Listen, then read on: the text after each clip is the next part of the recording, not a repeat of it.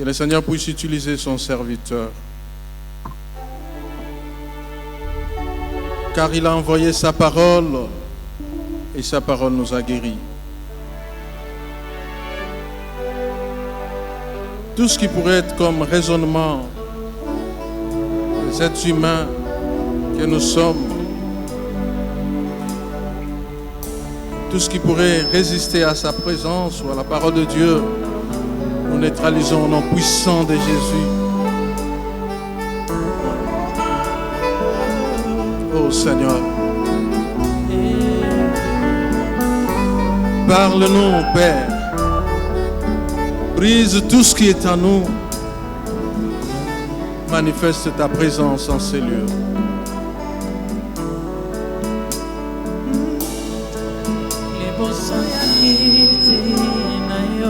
Oui, Seigneur, nous sommes là pour ta gloire. Nous sommes là pour élever ton Saint-Nom. Nous sommes là, ô Père des gloires.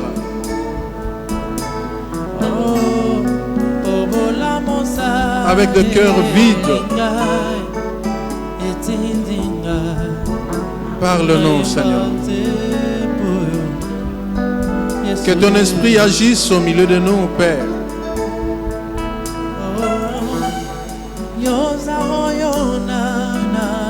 Sans toi, nous ne pouvons rien faire. Nous avons besoin, Seigneur, de ton inspiration. Nous avons besoin, ô Père, de briser tout ce qui est notre intelligence. Ô Père, agis.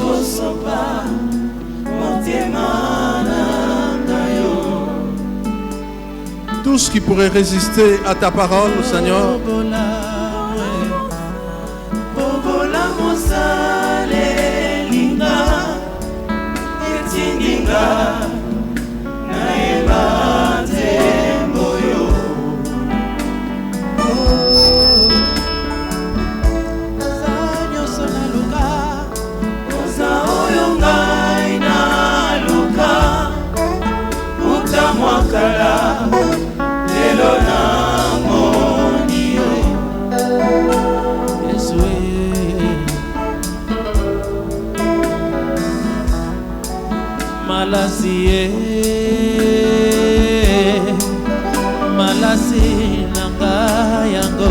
Cher Saint-Esprit, interviens en ces lieux. Tu connais les besoins de mon frère, ma soeur. Ce qui est caché au-devant de nous, Père.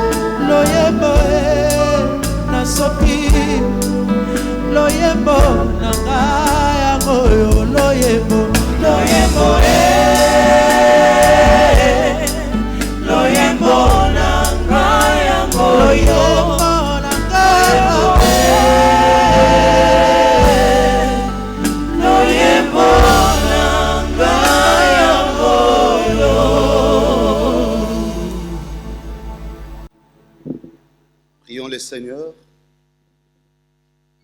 Tendre Père, nous voulons nous incliner devant ton autorité. La Bible dit, tu as envoyé ta parole et elle a guéri. Nous voulons revenir à toi, Seigneur, les consommateurs de notre foi, sachant que rien ne peut remplacer ton règne dans nos cœurs, dans nos vies, dans notre nation. Nous te laissons nous parler, car une fois tu parles, deux fois nous écoutons. En ton nom Jésus, nous avons ainsi prié. Amen. Nous acclamons le Seigneur. Alors, on acclame royalement le Seigneur. Voilà. Voilà. Nous allons lire la parole du Seigneur. Je voudrais très rapidement nous proposer deux lectures.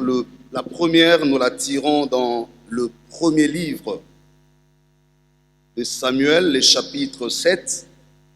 Nous allons commencer par le verset 3 et nous lirons jusqu'au verset 11. Et la seconde lecture, nous l'avons dans l'évangile selon Luc, le chapitre 17, verset 21. J'ai avec moi la version Esprit et Vie. Voici ce qui est écrit. 1 Samuel chapitre 7, verset 3. Samuel dit à toute la maison d'Israël, si c'est de tout votre cœur que vous revenez à l'Éternel, ôtez du milieu de vous les dieux étrangers et les Astartés, dirigez votre cœur vers l'Éternel et servez-les lui seul. Et il vous délivrera de la main des Philistins. Et les enfants d'Israël ôtèrent du milieu d'eux les Baals et les Astartés, et ils servirent l'Éternel seul. Samuel dit, assemblez tout Israël à Mitzpah, et je prierai l'Éternel pour vous. Et ils s'assemblèrent à Mitzpah. Ils puisèrent de l'eau et la répandirent devant l'Éternel. Ils jeûnèrent ces jours-là en disant, nous avons péché contre l'Éternel et Samuel jugea les enfants d'Israël à Mitzpah. Le verset 7. Le Philistin apprirent que les enfants d'Israël étaient assemblés à Mitzpah et le prince de Philistin montèrent contre Israël. À cette nouvelle, les enfants d'Israël eurent peur. Peur des Philistins, bien sûr. Et ils se dirent les uns aux autres, ils dirent à Samuel, ne cesse point de prier pour nous à l'Éternel, notre Dieu, afin qu'il nous sauve de la main des Philistins. Samuel prit un agneau de lait et l'offrit tout entier en holocauste à l'Éternel. Il cria à l'Éternel pour Israël et l'Éternel l'exauça. Pendant que Samuel offrait l'holocauste, les Philistins s'approchèrent pour attaquer Israël. L'Éternel fit retentir en ces jours, fit retentir en ces jours son tonnerre sur les Philistins et les mit en déroute. Ils furent battus devant Israël et les hommes d'Israël sortirent de Mitzpah, poursuivirent les Philistins et les battirent jusqu'au-dessus des Beth-Car. On va terminer avec Luc. Ça va juste lire un verset. Luc chapitre 17, le verset 21. On ne dira point, je préfère commencer par le verset 20. Les pharisiens demandèrent à Jésus quand viendrait le royaume de Dieu. Il leur dit, le royaume de Dieu ne vient pas de manière à frapper le regard. On ne dira point, il est ici ou il est là. Car voici le royaume de Dieu est au milieu de vous. Parole du Seigneur. Revenons à l'Éternel pour qu'il restaure son règne parmi nous. Revenons à l'Éternel pour qu'il restaure son règne parmi nous. Tel le sous-thème autour duquel nous voulons nous entretenir pendant ces quelques minutes. Et cela rentre dans l'esprit du grand thème qui est retenu dans le cadre de cette 66e session du comité exécutif national. Et donc, j'ai cité le règne des dieux. Je vais tenter de donner 3 points très rapidement dans mon message. Je commence par une introduction qui nous fera un petit rappel contextuel, surtout les contextes théologiques. Ça va nous amener rapidement au développement qui sera le deuxième point, et je vais développer 3 points qui sera pour moi une manière de présenter la vérité fondamentale de la foi en rapport avec ce thème de revenir à l'éternel et pourquoi revenir, et nous terminerons par une conclusion. Déjà, quand vous lisez les livres de Samuel, le premier livre de Samuel, il est classé parmi les livres transitoires entre l'installation d'Israël à Canaan et l'officialisation des fonctions de roi. Et donc cette période après l'installation, donc avec les livres de Josué, parce que c'est Josué qui a conduit la conquête ou qui a réalisé la conquête, suit directement les livres des juges. Et vous constaterez que beaucoup de juges qui se sont manifestés durant cette période transitoire étaient suscités par Dieu d'une manière ou d'une autre. Femmes, hommes, Déborah, Gédéon, Jephthé, Samson. Ces juges ont eu la particularité de défendre Israël face aux agressions dont il était victime de la part de ses voisins. Pourquoi? Simplement parce que la terre dite promise ou Canaan n'était pas naturellement la terre des Hébreux. Vous savez qu'au sortir de l'Égypte, mais bien avant, quand vous lisez Genèse chapitre 15 et vous voyez Exode chapitre 3, Dieu dévoile ses intentions au père, notamment Abraham, en lui disant « Je ferai une exception avec ta postérité. Je l'amènerai sur un sol qui ne lui appartient pas, mais je l'y installerai. Et c'est là que je me révélerai à lui. » Et le Seigneur de rajouter, les nations de la terre seront bénies. Nous sommes en Genèse chapitre 12.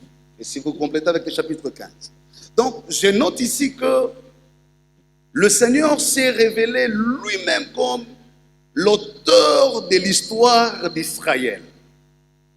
Et lorsqu'il arrive dans ce parcours avec Moïse, mais à la suite de Moïse et Josué, tout le peuple qui habitait les alentours du Canaan développait une certaine jalousie, sinon une envie vis-à-vis d'Israël. Parce que comment comprendre que Dieu déloge d'autres peuples, les Cananéens, les Phérésiens, les Jébusiens, pour les installer? Qu'est-ce qui se dégage dans les contextes théologiques de ces livres? C'est la suprématie de la volonté de Dieu dans la réalisation de l'histoire des humains. Et ça, c'est une notion assez forte, où Dieu se montre comme le seul donateur de sens qui possède de tout et qui les donne à qui il veut et de la manière qu'il veut. Voilà Israël. Et donc la terre promise prendra une connotation prophétique comme étant un don, donc un don immérité, une grâce, une faveur que le Seigneur lui-même va donner à son peuple. Mais tenez, fort de cela, alors il y a une manière que Dieu voulait organiser ces peuples, cette société, et même définir le destin de cette nation. Et c'est comme ça que quand vous arrivez dans les contextes du livre du 1er Samuel, 1er Samuel fait le relais entre les modèles des juges qu'on trouve dans le livre des juges et la nouvelle formule des juges qu'on va trouver dans les 7 premiers versets du livre de Samuel, notamment Élie le sacrificateur et Samuel qui viendra après.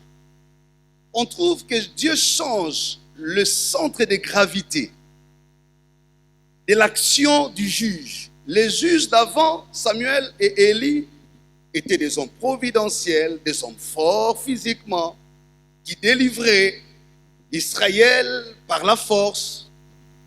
Mais à partir de Élie, l'on comprend que la délivrance se situe quelque part, à Silo, dans le temple, là où il y avait la présence de Dieu. En d'autres termes, Dieu fait de sa demeure le point central de la définition du destin de la nation. Ce n'est plus parce qu'il y a un homme fort, un homme providentiel, qu'Israël peut se rassurer de son salut, mais c'est parce que Dieu décide d'établir son règne au milieu de son peuple. Oh, mais à votre place, j'aurais acclamé quand même le Seigneur. Alléluia. Et ça, c'est très fort comme symbolique dans la théologie du livre de Samuel. Non seulement que Dieu recentre le schéma de la délivrance, du bonheur collectif à partir du sacerdoce, mais il établit aussi un rapport harmonieux entre le sacerdoce spirituel et le sacerdoce étatique. Ce qui fait que Élie, le sacrificateur, avait la responsabilité de rassurer la sécurité du peuple à partir de la présence de Dieu, à partir de l'usage de l'autel de Dieu. J'insiste, à partir de l'usage de l'autel de Dieu. Le salut n'est plus un salut qui relève de la force, mais qui relève de l'autel. Et donc la qualité de l'autel, la qualité des sacrificateurs, la qualité de la vie sacerdotale déterminait la paix, la quiétude et même le destin de la nation. Et ce qui va se passer ici, si vous êtes au chapitre 2 de ce livre, la conduite des enfants d'Élie, Ophni et Phiné, c'est dans ce contexte que naîtra Samuel. Au verset 17 du chapitre 2, le prophète vient dire à Élie, écoutez, Dieu est tellement découragé, tellement déçu, il fera quelque chose qui étourdira l'oreille de quiconque l'entendra. Et donc Dieu a annoncé la chute de la gloire, Ichabod. Parce que d'habitude, quand Israël s'est battu et que les combats devenaient forts, encore qu'il était entouré de voisins qui convoitaient tellement sa terre, le secours était l'arche de l'Éternel. Mais ces jours-là, les combats étaient forts. On a recouru à l'arche de l'Éternel, malheureusement. Et les sacrificateurs et les soldats, tous mis à plat par les Philistins. Voilà le contexte du chaos qui détermine l'entrée dans l'histoire de Samuel comme sacrificateur. Que retenir à partir de ces contextes? Je vais décliner 3 points et je passe rapidement à mon deuxième point. Le premier point que nous comprenons ou nous voulons comprendre ce matin, c'est la conscience que Dieu voulait communiquer à son peuple sur son rôle dans le destin de la nation. Le Seigneur voulait faire comprendre à Israël, écoutez, vous n'êtes pas un peuple comme tous les peuples. Vous n'avez pas une nation qui ressemble aux autres. Vous avez une terre qui est particulière, elle vous a été promise.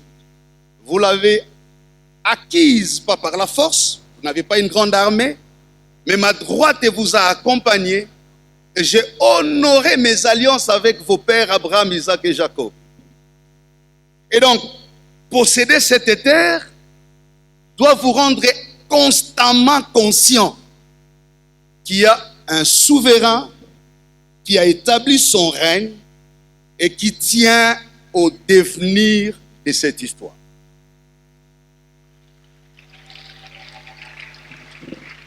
Bien-aimés dans le Seigneur, quand je regarde mon pays, le Congo, il y a toujours cette question qui taraude mon esprit. Qu'est-ce qui justifie que ce pays soit autant riche?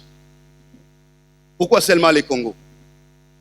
Sous-sol riche, sol béni, flore bénie, écosystème béni, peuple béni, Qu'est-ce qui explique? Est-ce que quelqu'un a déjà pris le temps? Oui, l'histoire va nous dire, écoutez, c'est à Berlin qu'on a décidé là-dessus.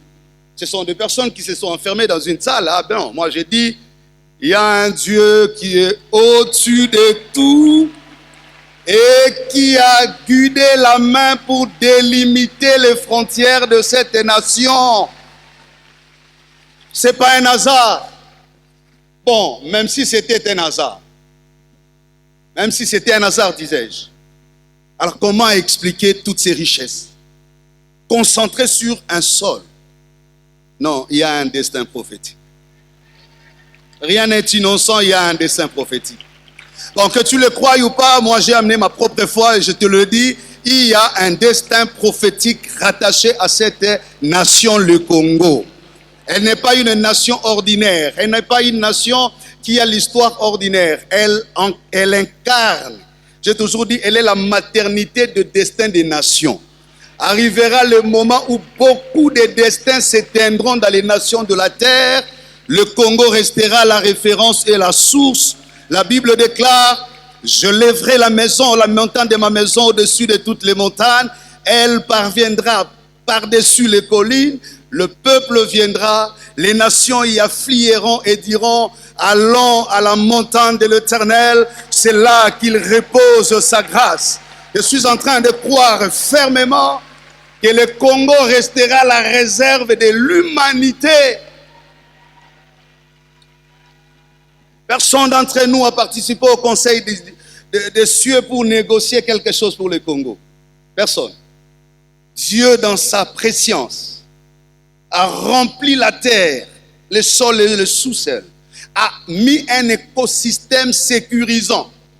Pendant qu'aujourd'hui on parle de perturbations climatiques, chaque coin et recoin de ce pays est entouré de cours d'eau. Quelle merveille! Ne serait-ce pas ici un jardin d'Éden physique? Mais si cela est le cas, et nous croyons qu'il existe un Dieu au ciel, donc il y a un souverain qui est l'auteur et fait de ce pays le domaine de sa volonté. Ce n'est pas un pays où les gens se sont décidés de se mettre ensemble en volonté. Si ça dépendait de la volonté des uns des autres, ces pays n'auraient plus jamais été pays. Sinon, chacun se dirait, je me replie dans mon coin linguistique pour me sentir en sécurité. Qu'avons-nous pas connu? Esclavage, colonisation, des temps de tumulte. Mais en dépit de toutes ces choses, la bonne main de l'Éternel repose sur cette nation. Et il nous faut cette conscience de savoir que cette nation est un domaine de Dieu. Elle est la maternité de destin de l'humanité. Elle cache des schémas et des projets qui dépassent nos intentions. Elle n'est pas le salaire de nos diplômes ou de nos positionnements socio-économiques. Le destin ou la destinée de cette nation est la réalisation du schéma de Dieu. J'aime l'apôtre Paul quand il parle aux Romains, au chapitre 8, il dit, ce que Dieu a connu d'avance, il les a prédestinés. Parce qu'il les a prédestinés, il les a appelés. Parce qu'il les a appelés, il les a justifiés. Et parce qu'il les a justifiés, il les a glorifiés.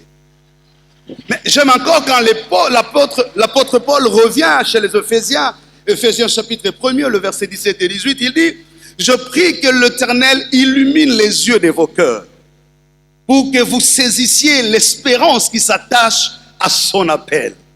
Et quelle est la richesse de la gloire qu'il réserve comme héritage aux saints.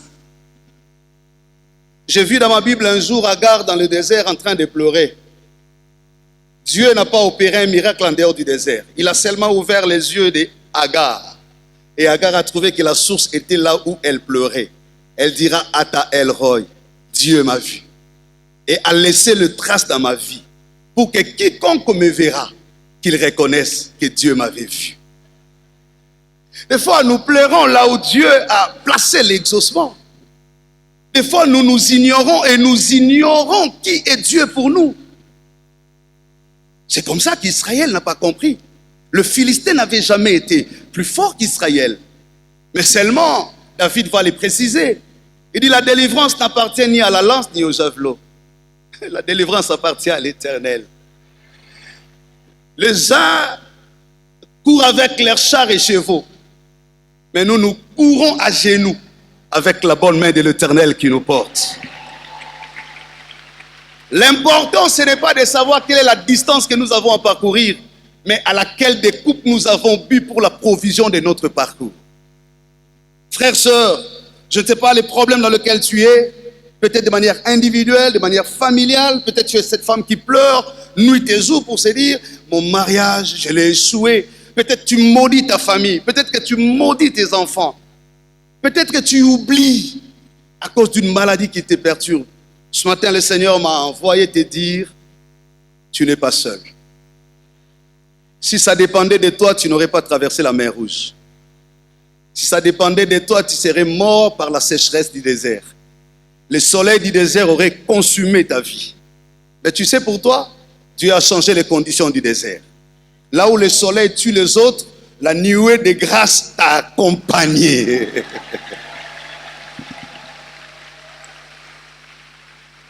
Il n'y avait pas Bata, il n'y avait pas Utex Afrique dans le désert. Mais l'enfant qui est sorti d'Égypte à 10 ans, ayant fait 40 ans dans le désert, les habits qu'il avait de 10 ans grandissaient avec lui jusqu'à 40 ans. Quand on a Dieu, quand on sait qu'il a appelé, la première des choses, on est tranquille. Hein? On est tranquille. On est tranquille. Est-ce que tu peux m'aider à dire à ton frère, sois tranquille. Sois tranquille. Deuxième élément, Dieu rappelle à Israël de prendre conscience du rôle sacerdotal.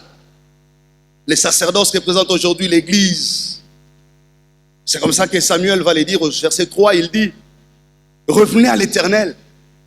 Tout ce qui nous arrive, ça n'a rien à voir avec la malédiction, ça n'a rien à voir avec l'incapacité, ça n'a rien à voir avec nos diplômes, ça n'a rien à voir avec nos français, ça n'a rien à voir.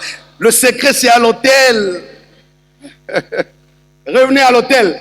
Notre destin ne fonctionne pas avec le diplôme, notre destin fonctionne avec l'alliance. Le Dieu de nos pères sait où il nous a pris. Le Dieu de cette nation sait ce qu'il a payé comme prix. Personne ne prendra un seul centimètre, je ne sais pas comment définir, millimètre, je ne sais pas comment le dire, personne, alors personne, je le déclare au nom de Jésus, tant que le Congo est entre les mains du Seigneur, tant que le destin de cette nation est sous le contrôle de Dieu, alors personne. Le problème, c'est nous. Où avons-nous mis les sacerdoces? Où est la place de l'autel dans nos cœurs aujourd'hui? Nous parlons aujourd'hui au sommet de l'Église protestante, de la tête jusqu'aux pieds, protestants, chrétiens. Est-ce que quelqu'un peut revérifier sa marche avec Dieu? Est-ce que quelqu'un peut revérifier les boussoles, les indicateurs de son parcours? Le Dieu qui t'est apparu, c'est lui qui t'a appelé. C'est lui qui a pris la défense de ta vie même quand tu étais impuissant. Même quand tu as été condamné comme Caïn, Dieu a négocié ta malédiction. En mettant sur ton front l'insigne pour que personne ne te venge comme tu as fait de Caïn, d'Abel. Est-ce que tu comprends que ta vie ne peut rien? Ce n'est rien. La Bible dit la beauté est trompeuse, la grâce est trompeuse, la beauté est vaine. Tu es en train d'échouer, ma soeur, parce que tu penses que le point de gravité de ta destinée, c'est ta beauté. Non, ça n'a rien, parce qu'il y a des gens plus belles que toi. Il y a des gens plus intelligents que toi. Tu ne réussis pas par ça. Ta force, c'est dans le secret de l'alliance avec Dieu. Et quand Israël a oublié ces choses, les Philistins ont pris les dessus. La gloire a été bannie. Le sacerdoce a été humilié. Et c'est là que Samuel s'élève comme sacrificateur pour dire, écoutez, écoutez, arrêtons-nous. Je prie que l'Esprit nous aide à comprendre comme nation, comme Église, qu'il est des temps où on peut marcher, il est aussi des temps où il faut s'arrêter. Le prophète dit, revérifiez vos sentiers. Ça, ce n'est pas votre sort. Quelque chose dysfonctionne quelque part. Quelque chose ne marche pas correctement selon le schéma de Dieu. Vous vous êtes détaché de l'autel pour vous attacher aux dieux étrangers. Vous avez remplacé le prestige de l'autel par le privilège du ventre. Vous avez confondu la vocation avec la compétition. Vous avez oublié que vous êtes les pistes d'atterrissage de l'exaucement de Dieu pour la nation. Vous n'êtes pas seulement fort parce que vous êtes nombreux, mais parce que vous avez une alliance qui est rare dans la génération. Que chacun s'examine. Qu'est-ce qui nous arrive comme famille, comme chrétiens, comme église, comme nation? Agression. D'aucuns ignorent que nous sommes agressés. N'est-ce pas? N'est-ce pas? Nous sommes agressés. Où se trouve le secret de notre force? Il faut réconcilier ce que Dieu avait mis en ordre. Le pouvoir sacerdotal, spirituel et le pouvoir sacerdotal étatique. Ça ne fonctionne pas de manière dispersée et contradictoire. Il faut que chacun comprenne son rôle dans la réalisation du destin national. Samuel a pris tout son courage. Pourquoi? Parce qu'il y a des principes devant lesquels on ne transige pas, on ne relativise pas, on ne modifie pas. Ce ne sont pas seulement des principes, mais ce sont le point d'attention du schéma de l'Éternel. Tout le monde pouvait couper ses cheveux, pas Samson.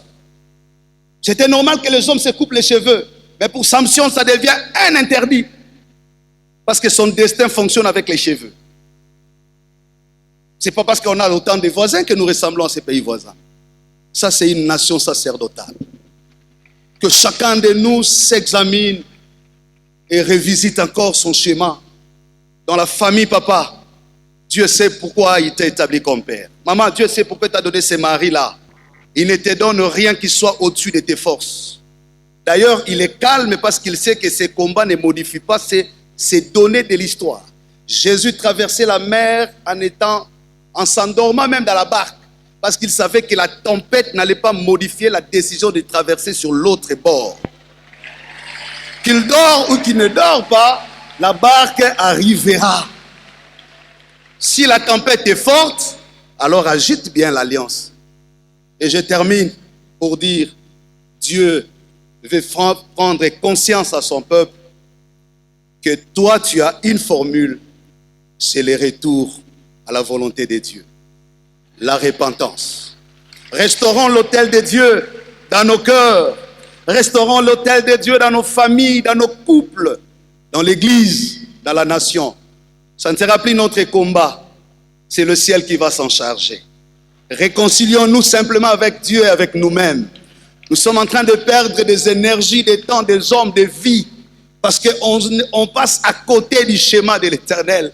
S'il y a un domaine où on ne triche pas, c'est le domaine spirituel. La Bible dit, les choses spirituelles sont spirituelles et c'est spirituellement qu'on en juge. Que Dieu bénisse sa parole.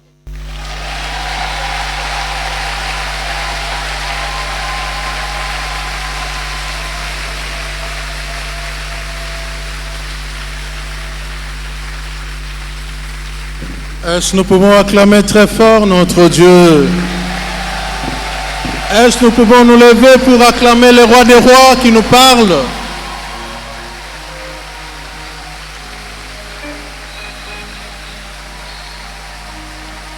Jésus-Christ est ma sagesse qui éclaire mon chemin. Nous allons chanter ces cantiques tout en restant debout. 2, première strophe, deuxième.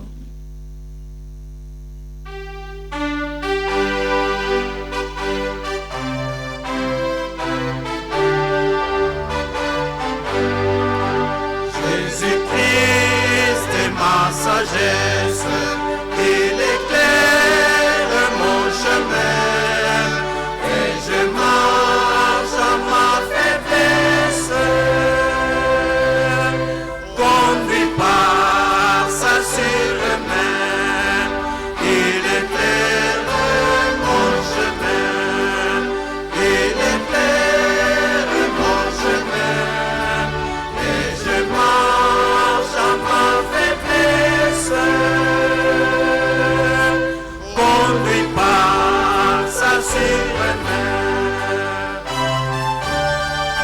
deuxième strophe. Jésus-Christ est ma justice, son sang a coulé pour moi. J'ai trouvé son sacrifice, payé pardon par la foi. Son sang a coulé pour moi.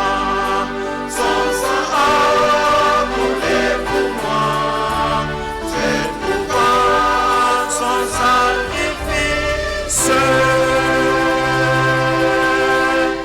payé pardon par la foi. Merci, nous pouvons nous asseoir et demandons aux diacres et diaconesses de prendre place. Nous allons offrir à Dieu tout en suivant l'ordre des protocoles. Si ce n'est pas encore votre tour, attendez, car nous servons le Dieu de l'ordre. Chorale.